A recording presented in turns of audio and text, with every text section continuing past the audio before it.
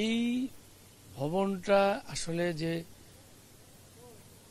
খুব মানে অন্যান্য এমনি তো রিস্কি কোনো সন্দেহ নেই, কিন্তু আপনি যদি পুরান ঢাকার অন্যান্য বিল্ডিং আমি তো গাড়ি দূরে রেখে হেঁটে আসতে হয়েছে, তো আস্তে আস্তে দেখলাম সেগুলোর অবস্থা আরও করুন সে তো কাজে এই বিল্ডিংটা বিষয় না, বিষয়টা হলো যে এই বিল্ডিংগুলোর অবস্থা আমি বলতে চাচ্ছি। কারণ এইখানে এই বিল্ডিংটার মেজর ব্যত্যয় হলো বেসিক্যালি তারা দেখেন ওইখানে একটা রেলিং, মানে এটা একটা জাস্ট একটা ইট দিয়ে রাখছে এরকম, মানে কোনো গাছি টাছি ঠিক মতো নাই, দেখাই যায় যে মানে শুধু বালু দিয়ে সিমেন্ট না দিয়ে মানে কোনো রকম একটু সিমেন্টের টাচ দিয়ে এটা করছে, যার জন্য অ্যাকচুয়ালি বেসিক্যালি এই ইয়েটা ভেঙে পড়ছে।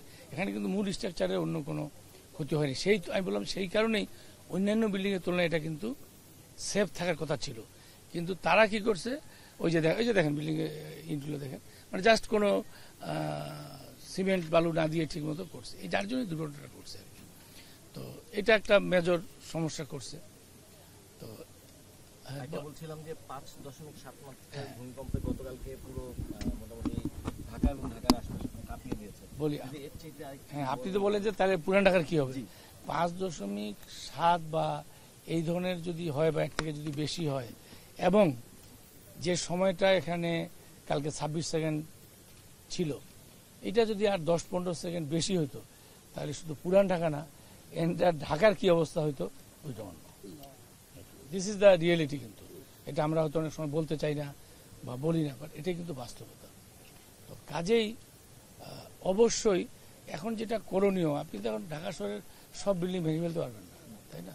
আপনার কি করতে হবে, আমরা যেটা ইমিডিয়েটলি না, আমরা কিন্তু অ্যাকচুয়ালি এই প্রক্রিয়াটা কিন্তু আমরা কন্টিনিউ করতেছি। আমরা কিন্তু এটার জন্য অলরেডি আমরা একটা প্রোগ্রামও হাতে নিয়েছি, যে এগুলো আমরা অলরেডি চিহ্নিতকরণ শুরু করছি পুরান ঢাকায়। আপনারা দেখেন ওই যে কি আলাতুন্নেসা যে স্কুলটা, সেটাই কিন্তু আমরা কিন্তু আগেই কিন্তু চিহ্নিত করে আপনি গেছেন কিনা আমি জানি না, আমাদের কিন্তু আগের থেকে এটা চিহ্নিত করা যেটা ঝুঁকিপূর্ণ বিল্ডিং, এটা আমরা ব্যবহার করবেন না। কিন্তু এখন একটা স্কুলে এরকম লাগানোর পরেও আমরা ছেলে মেয়ে পাঠাচ্ছি, আমরা স্কুলে চালাচ্ছি, কেউ এই দায়িত্বটা নিচ্ছি না, তাই না? তো এটাই হলো আমাদের বাস্তবতা আর কি, আমাদের সচেতনতা নাই। তো কাজেই আমাদের এখন ইমিডিয়েট কাজ হলো যে যদি ধরেন যে নাম্বার 1 সেটা হলো যে যেই বিল্ডিংগুলো আমাদের ক্ষতিগ্রস্ত হয়েছে এই গতকালকের ভূমিকম্পে, সেগুলোকে চিহ্নিত করা নাম্বার 1। এরপরে অন্যান্য বিল্ডিং যেটা বললেন যে ফার্দার ভূমিকম্প আসলে যে বিল্ডিংগুলোকে আমরা ঝুঁকিপূর্ণ মনে করি সেগুলোরও একটা অ্যাসেসমেন্ট করা, দেন আমরা পরিকল্পনা নেব যে কোনটাকে রেট্রোফিকেশনের আওতায় আনা যাবে, কোনটা যাবেই না ভাঙা যাবে, আমরা সেভাবেই সরকারের কাছে সুপারিশ করব। আপনাদের কাছে কি এমন কোনো তালিকা বা সংখ্যা আছে যে কতগুলো ভবন ঝুঁকিপূর্ণ এই মুহূর্তে? আমরা এর আগে সরকারি ভবন এবং স্কুল কলেজের উপরে একটা অ্যাসেসমেন্ট করছি, সেখানে সম্ভবত 42টার মতো কত শুভ কয়টা আমরা অ্যাসেসমেন্ট করছিলাম যে সরকারি এবং স্কুল কলেজ, হ্যাঁ 142টা,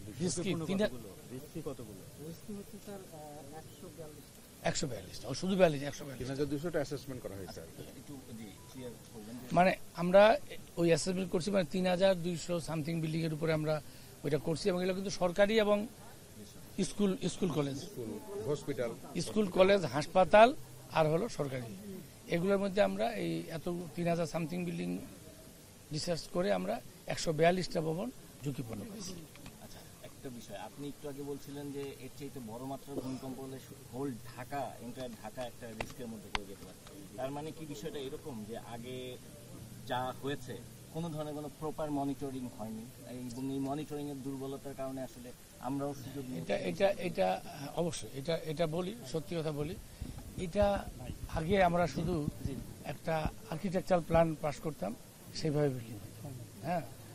তো এখন মানে রিসেন্টলি না, তাও কয়েক বছর হয়ে গেছে, আমরা এখন স্ট্রাকচারাল ডিজাইনটাও আমরা অ্যাপ্রুভ করি। নট অনলি স্ট্রাকচারাল, আপনার প্লাম্বিং, ইলেকট্রিক্যাল, মেকানিক্যাল, ফায়ার, এগুলো কিন্তু আগে দেখা হতো না, যার জন্য দেখেন এখানে কিন্তু একটা 7 তলা বিল্ডিং কিন্তু সিঁড়ি ছাড়াই লিফট ছাড়াই কিন্তু তৈরি হয়ে গেছে। তো আগে কিন্তু এগুলো, এখন আর সেই সুযোগ নাই, মানে এটা জবাব দিতে না, মানে এটা সিস্টেমটা এরকম ছিল যে একটা আর্কিটেকচার প্ল্যান দিলে তারা নিজ দায়িত্বে একটা বাড়ি করবে, তাদের কনসালটেন্ট দিয়ে হোক বা কোনো ব্যক্তিকে দিয়ে হোক একটা ইঞ্জিনিয়ারিং ডিজাইন করে নেবে, তারপর বাড়িটা করবে। কিন্তু এখন কিন্তু সেই সুযোগ নেই।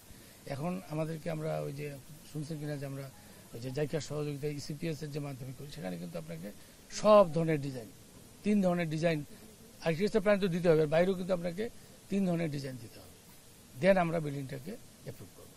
এখন আমরা এইটার মধ্যে নিয়ে আসছি। যে ওই যে প্রশ্নটা আপনি করলেন, আগে মনিটরিং না সিস্টেম ছিল। মনিটরিং তো হলো আমি দেখবো বিল্ডিংটা হচ্ছে কিনা, মানে ওই সিস্টেমই তো আমরা প্রোভাইড করতে পারিনি বা করিনি। পরামর্শ আছে না, পরামর্শ হলো নাম্বার 1 হলো ভাই আমাদেরকে সচেতন হতে হবে। আপনি দেখেন, আপনি জাস্ট একটু আমি দেখবো, সঙ্গে থাকলে দেখবেন। ভবন অলরেডি আমরা দেখেছি যে আমরা সেগুলো তো যাবো, মুগদায় যাবো, আমরা ওই গুলশান এলাকাতেও যাবো, যেহেতু আমরা আজকে বের হয়েছি। সমস্যাটা হলো একটাই যে আমাদেরকে আইনটা মানতে হবে। আমি একটা জিনিস বলি যে প্ল্যানটা কে করে, রাজুক অনুমোদন দেয়। আপনার রাজুক কিন্তু প্ল্যান তৈরি করে দেয় না, প্ল্যানটা একজন বাড়িওয়ালা তার ইঞ্জিনিয়ার দিয়ে আর্কিটেক্ট দিয়ে বাড়ির প্ল্যানটা করে এবং সে আমাদের কাছে সাবমিট করে, আমরা কি করি এটার অনুমোদন দিই। এখন কি হলো আসেন, বানানোর ক্ষেত্রে সে মেটেরিয়ালটা তো আরো পরে আসেন, মেটেরিয়ালটা তো তার ওই যে দেখার, এখন কিন্তু মেটেরিয়াল দেখবে ওই যে তার আমরা সুপারভিশন করি, যে ডিজাইন ইঞ্জিনিয়ার সে কিন্তু সুপারভিশন করবে, নাহলে তাকে আমরা আইনের আওতায় নিয়ে আসবো।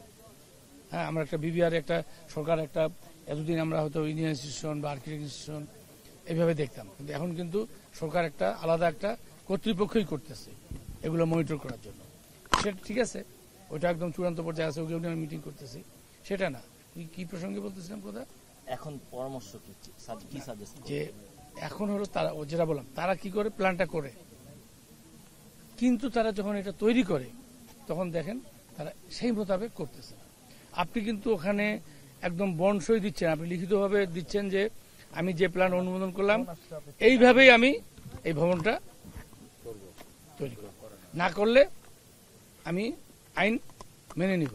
কিন্তু তারপর কি হচ্ছে, আপনি 5 তলা প্ল্যান নিয়ে 6 তলা 7 তলা করতেছেন, আপনি দেখাচ্ছেন এখানে আপনার বাড়ির পাশে 5 ফিট আপনি জায়গা ছাড়বেন, আপনি 1 ফিট ছাড়তেছেন, সেটাও ছাড়তেছেন না। কোন কোন ক্ষেত্রে আপনি দেখেন সবগুলা বিল্ডিং উপরে বাড়াই দিয়ে, নতুন ঢাকায় এলাকায় দেখবেন যে ওইটা বাড়াই দিয়ে বারান্দা করে, এরা বাড়াই দিয়ে বারান্দা করে না, ওইটা বাড়াই দিয়ে তারা রুম করে ফেলে। দিস ইজ দ্য, কিন্তু আপনি তো নিজেই কমিটেড যে আপনি এই বাড়িটা প্ল্যান করছেন এইভাবে, আপনি এইভাবে বাড়িটা করবেন, কিন্তু করতেছেন না। এখন আপনি একটা বলেন, বাস্তব অবস্থা বলেন, এইভাবে যখন একটা কনস্ট্রাকশন হয় প্রত্যেকটা বাড়িতে যে আমার অফিসার ইন্সপেক্টর কি দেখা সম্ভব যে আপনি কি বাড়াচ্ছেন, কতটুকু করতেছেন? আপনার তো ন্যূনতম একটা দায়বদ্ধতা আছে যে আপনি এই বাড়িটা করবেন, এইভাবে করবেন, কিন্তু আপনি করতেছেন না। তাহলে কি, তাহলে তো আপনাকে জেল দেওয়ার প্রয়োজন আছে। আর এটা কি বাংলাদেশে কি এটা তো টাফ? তাহলে সব বাড়ি থেকে ধরে ধরে নিয়ে যায় আপনাকে জেলে ঢুকাইতে হবে।